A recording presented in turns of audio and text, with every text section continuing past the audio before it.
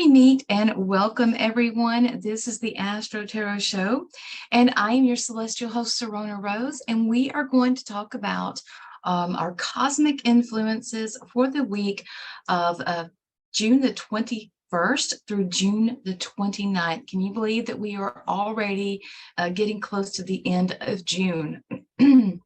Now, June is a month that's going to see a lot of personal progress, but not so much of the outside growth. It's going to be a more of inner growth and inner progress.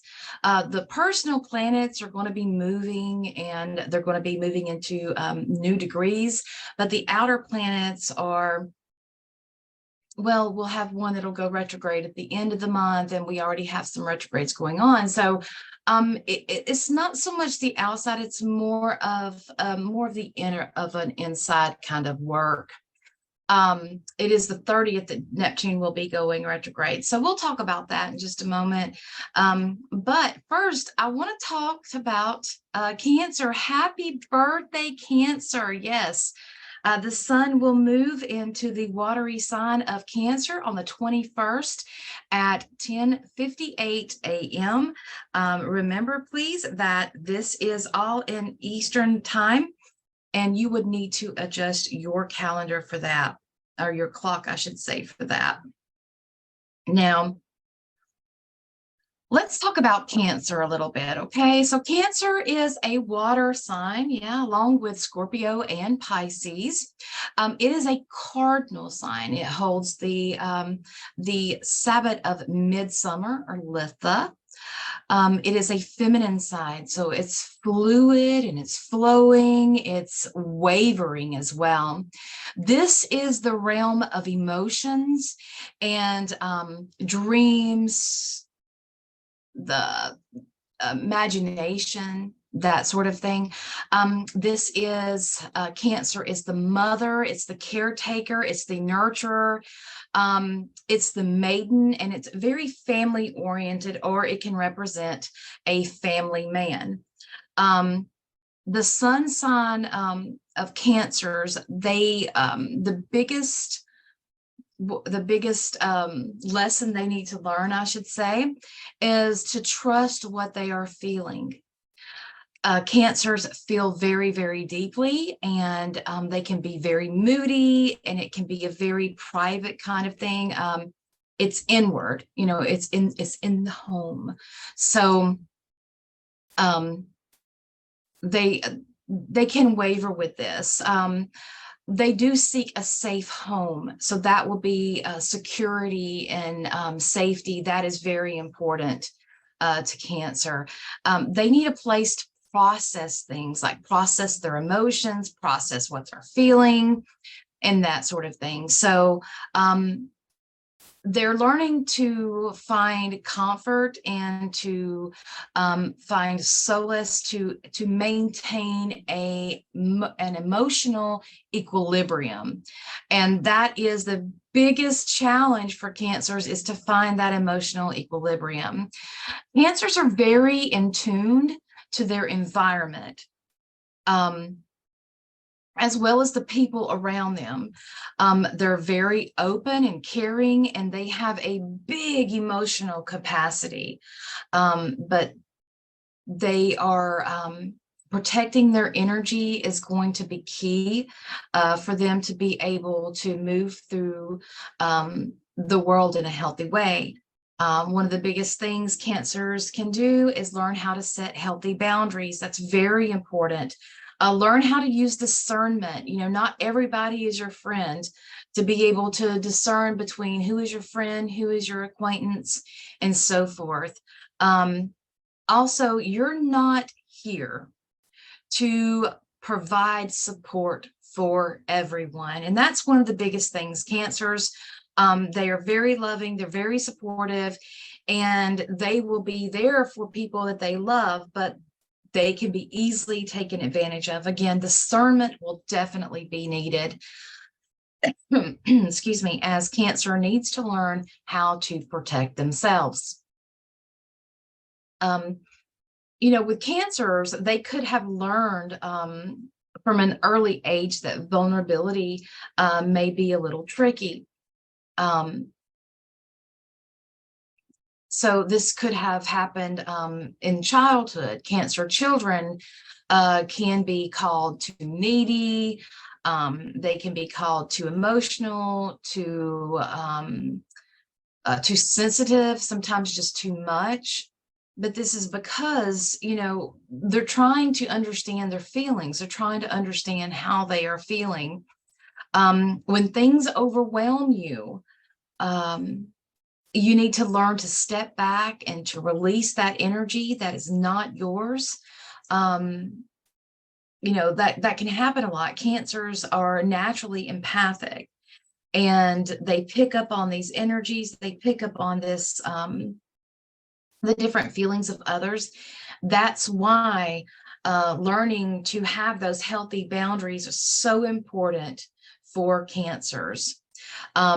And it really behooves cancers to embrace their vulnerability as well, as well as setting those personal boundaries. That vulnerability allows you to really tap into your feelings. You're not putting up any walls. You're not putting up any kind of a barrier. You're able to feel, and that's going to be very important. Especially when you're moving through the energy, as well as moving through your inner emotions. So moving through your inner emotions will actually allow you to grow your inner strength, to learn and to grow and to emotionally grow as well. Another lesson for Cancer is the give and take of things, learning that, you know, if you're always the one doing the giving and you're wondering why you're tired all the time, well, there's that. Learning about the wonderful law of that give and take, freely take and freely give.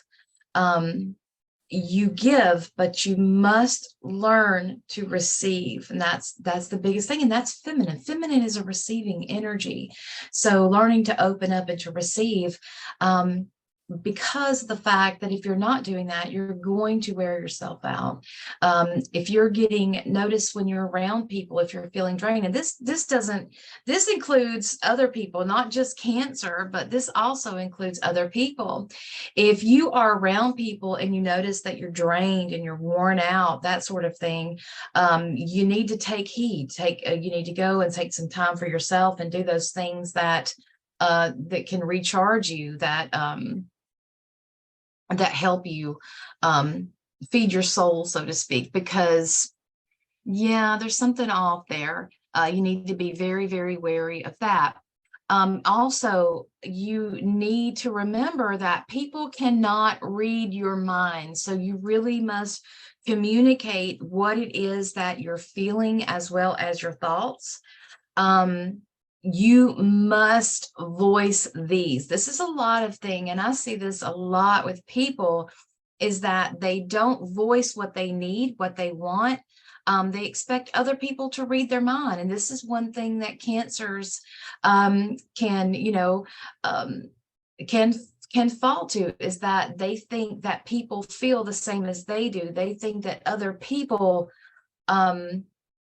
think like them, and they don't. Other people, you know, we have to understand that everybody is unique and everybody has their own certain energy that they're there to express. And for Cancers, they feel that everybody feels as deeply as they do, and they feel that everybody has this empathic kind of energy, and that's just simply not the case. So if you're feeling a certain way, you need to make sure that you are communicating that. And honestly, that can be said for everybody, especially with these changes that we're going to be going through within the next within July, when our nodes of destiny change. We need to understand that in order for people to properly understand what it is that we need and what it is that we want, we actually have to communicate that. You know, this whole thing about, you know, people reading your minds, that's, if you need help, ask for help. Don't sit there and hint around and want somebody to feel sorry for you. That's not in a place of empowerment. When you want people to feel sorry for you, or when you're wanting people to feel pity for you in any way, that is not empowering. That's actually taking your power away. So if you are needing help, step up. I need help with this. That is empowering. That is owning yourself. That is owning your limitations as well. Just because you don't know something doesn't mean, you know, you're ignorant or whatever. You have to learn these things. And communication is quite tricky. There's a lot of people that do not know how to communicate. Communication is actually not just listening to what they're saying and thinking of how to respond after it. That's not communication. Communication is listening to someone and taking in what they are saying and fully being present with that. I will say that, you know, for Cancers, especially for the upcoming month, honoring your sensitivity and in a loving way, and you know, learning to have that safe place that which you can go and you can recharge yourself, that's going to be very beneficial for you. Now, the tarot card that is connected to the sign of Cancer is the Hanged Man. And the Hanged Man is known as the sacrificial king. It's also related to the cups suit. So the suit of cups. So all the cups are related to a water sign. Now, the elements that are associated with Cancer are the nymphs, the undines, and the nereids. The planet is the moon. So this is connected to our ebb and flow of energy, right? What goes up must come down, that flow of energy that we have. So this is the energy of the unconscious. That's why I say you have to speak this. You have to verbally speak this. So this is the rhythms of life.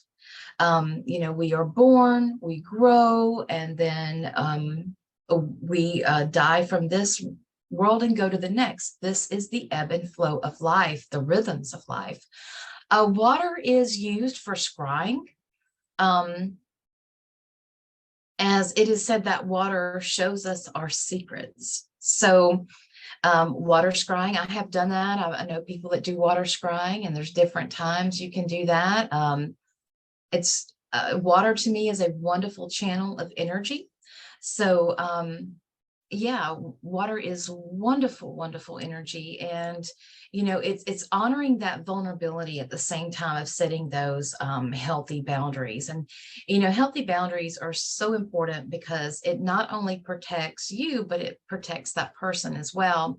One of the rules that I like to always revert to is that, you know, your freedom ends where my freedom begins. And vice versa. My freedom ends where your freedom begins. So just, you know, just acknowledging that and working with that, you can do a lot. You will be able to accomplish a lot. You'll be able to use your sensitivity in your empathic in your empathic ability, and everybody has this ability. This is not just something that's just rare. Everybody has the ability to be empathic, but not everybody is comfortable and feels safe enough to do it. But that's just, and some people do it unconsciously. But we have to learn how to set those healthy boundaries in order to protect us, to protect our psyche, our mental and our physical, our spiritual, our over well-being. So happy birthday to all of you Cancers out there. I hope you have a wonderful, wonderful month. And let's go on and talk about the other energies that's happening this month. And that would be midsummer, the summer solstice. So the sun, the time of the solstice, the sun is at its zenith. The sun, the ultimate source of fire and light. Like all sources of light, the sun shines brightly and spreads around the world, even as it gives us its light and power. to each of us, it is never diminished by sharing that energy. The sun passes over us each day in the never-ending circle of light. Today, or on midsummer, and that is today, this will be airing on midsummer.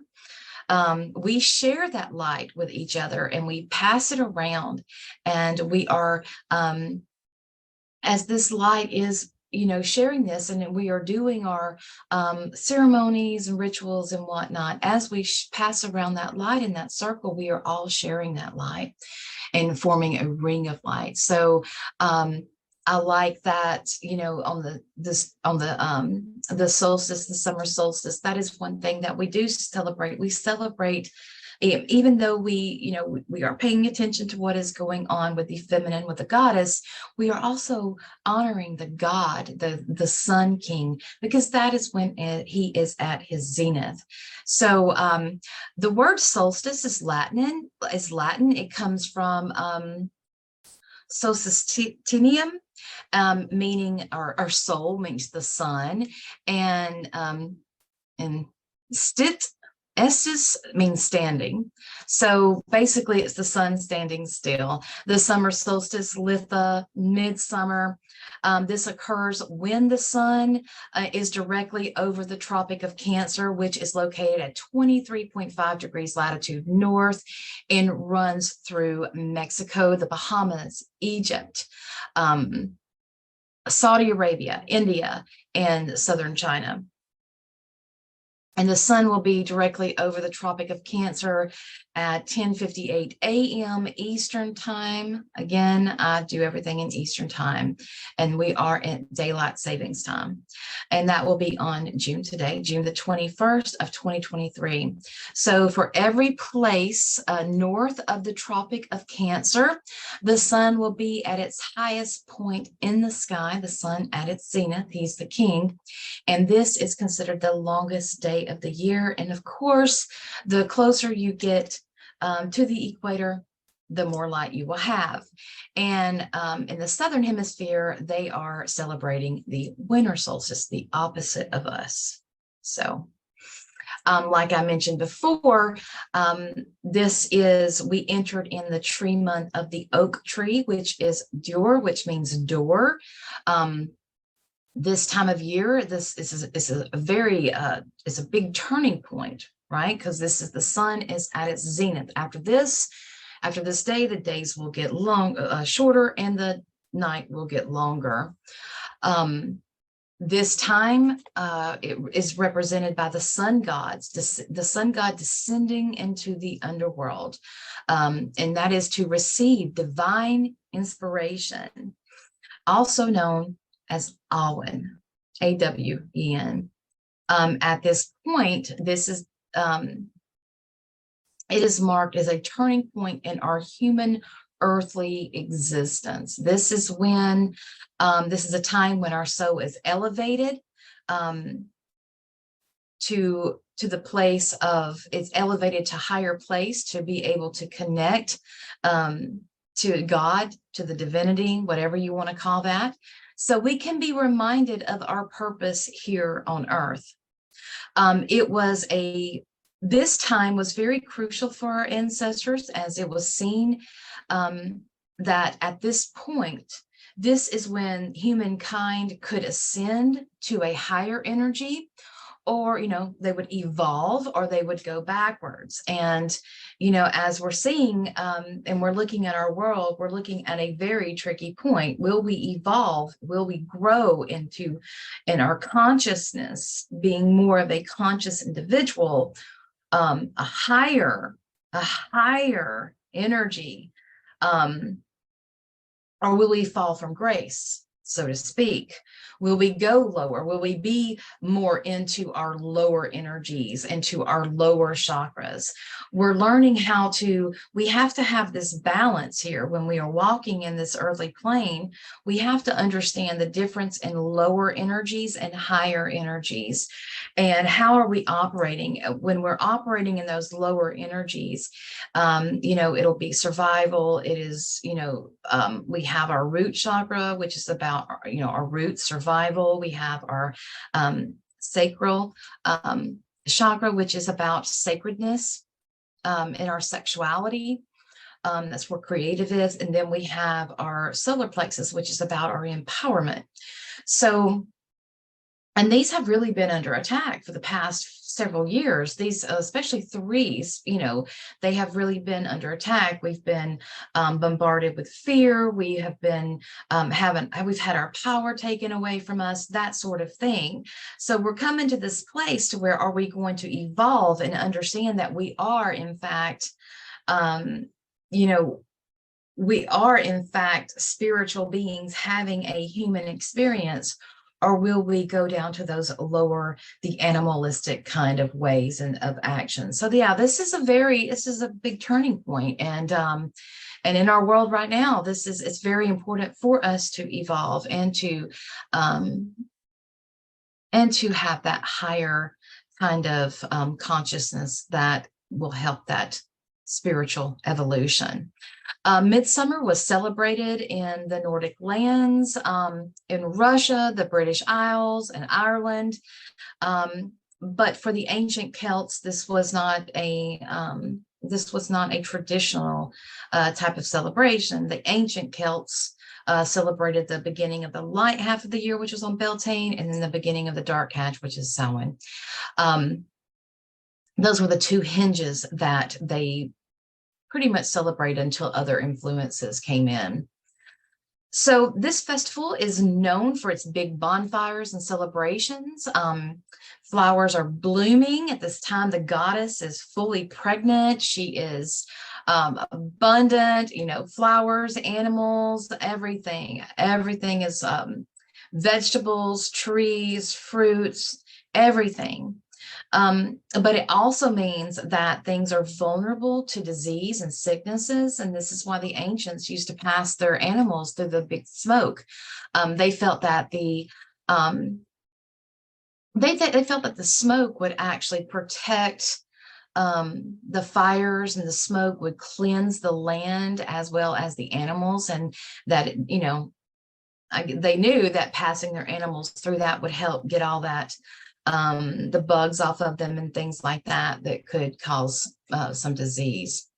Now, let's talk about some astrological influences, some more that's going on that's really going to be impacting our energy. Now, on the solstice, on the 21st, the sun will have a quincunx with Pluto, and this will happen right before the solstice at 6:20 a.m.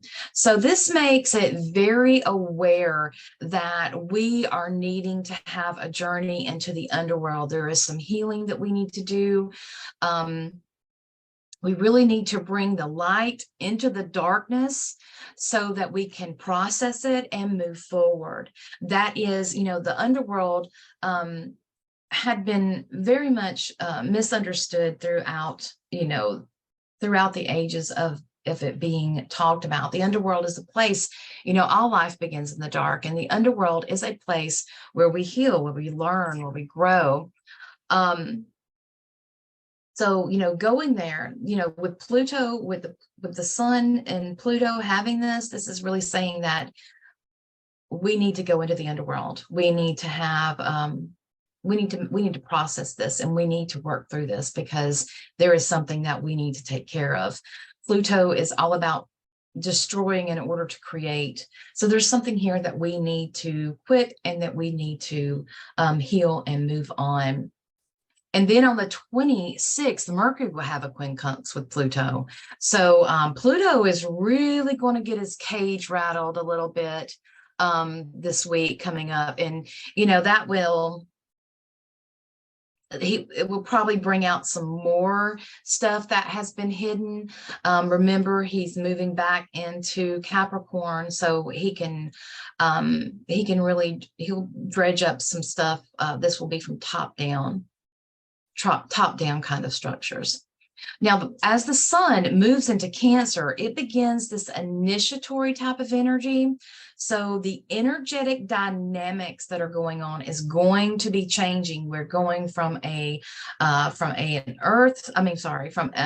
air sign into a water sign. So these dynamics are very much changing. Mars is going to have a sextile with Mercury. A few days before that, Mercury had a sextile with Venus.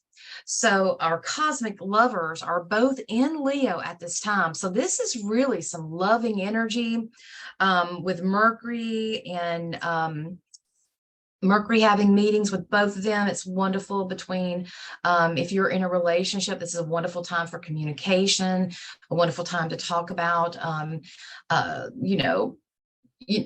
going that next step. Leo, this is wonderful, wonderful energy. This is wonderful get along energy, and let's make this work kind of energy. So the moon will also pass over Venus and then over Mars to sextile Mercury itself. This is a wonderful opportunity to create. This will be the 21st, the 22nd, and on to the 23rd. So we're going to have a really good time of communication here. You communicate your wants, your needs, your desires, those kind of things. This will be well heard with your significant other, or maybe you will meet someone and these things will kind of click. So this could happen as well. On the 22nd, Mars will also have a trine with Chiron, and Mercury is sitting right in between where Mars is on our chart and where Chiron is.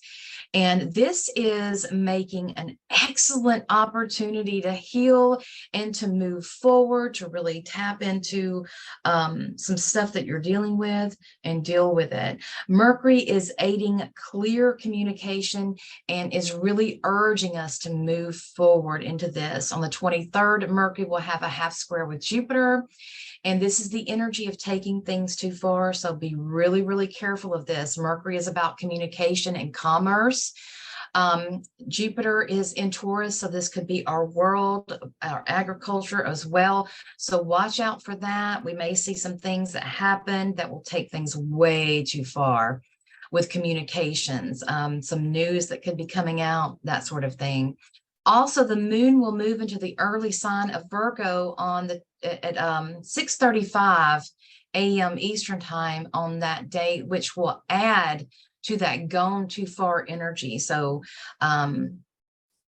we need to watch out for that personally as well. Our tongues can get us in trouble sometimes. Now on the 25th, Mercury will square Neptune. This will be reality versus illusion. The moon will be trining Pluto, making it easier to look below the surface. And the moon is also going to be opposing Neptune while trining Uranus. So we're going to be wanting to look deeper, and we're going to probably, there will be some shocking things that will probably will force us into doing these deep dives into seeing what is really happening below the surface. By the 26th, the moon will be in Libra, and it will be squaring the sun and Mercury. Now, Mercury is still in a square with Neptune during this time. So this makes the energy rough as we are trying to balance our emotions. You see all of that communication stuff that we had. Now we're in that fallout. We're trying to balance our emotions. Mercury is going to be moving into the sign of Cancer on the 26th. So this is really going to be about vocalizing our energy. Like I said at the beginning of the show with Cancer, about vocalizing, actually communicating. This is going to be very important as we work through this. Also on the 26th, at the midpoint in between Mars and Venus, they're in Leo, there will be a trine to Chiron, okay? And this is the divine masculine and the feminine that will be rising above the social norms in order to heal. So this is the divine feminine, the divine masculine coming above healing in a unique way, and all this chaos, the static that's happening down here, saying this is how society, and it's going back to finding the truth of who they are and how they're, masculine and feminine. These are different energies. And we're going to be looking at how to heal those and to rise above. Mars will also be in a square with Uranus, and this is like the powerful aggressor pushing against an immovable object. And Uranus is going to really express itself loudly here. So this is an incredible, powerful aspect, and but we will be able to move through this, and we will come out the other side. By the 28th, the sun will trine Saturn, and the moon will move into Scorpio. This is going to make a grand trine. So this will be a replay of the beginning of the month, except at the beginning of the month, we had Neptune, and now we have Saturn. So Saturn is going to be, he will be making this an intuitively solid foundation. This is about grounding. We'll be able to ground into our emotions so that we can act directly and act clearly and purposefully. The moon will be opposing Jupiter as well. So this is a greater influence of digging to the truth. So there's something that is happening that's making us to look below, something that's trying to get our illusion and try to tell us that something else is going on when there's really something deeper that's happening here. The 29th, Venus will have her trine with Chiron, which will further stabilize our physical world. So we're going to be having energetic influences of stabilization of the physical. The 28th, the sun will trine Saturn. The 29th, Venus will trine Chiron. And the 29th, Mercury trine Saturn. So we're having this big push to make, bring structure to the structuralists. We are bringing, we're bringing things from the untangible, from the other world. We're trying to manifest them physically into this. So this is what this is going to be about. It's like I said, there's a lot of personal growth that's happening this month. Not so much of the outside growth. This is about us. This is about having to look at and how we have been how we have been led to illusions, and how we are seeing through those illusions and digging deeper. Pluto moved back into Capricorn because there was something that was unfinished. There's something that needed to be done, and that is what they're doing. These changes are going to continue to change as we move into July, when we will have our nodes of destiny change. We'll be moving from a Taurus, Scorpio to feminine and masculine. We're going to be moving from that to Aries and Libra, which is masculine and feminine. And we'll talk more about that on our next show, as well as what about the 30th, Neptune will be going retrograde. So we'll talk more about that on the next show. And let's have a tarot reading to see how all of this is going to be manifested physically for us. Stay tuned.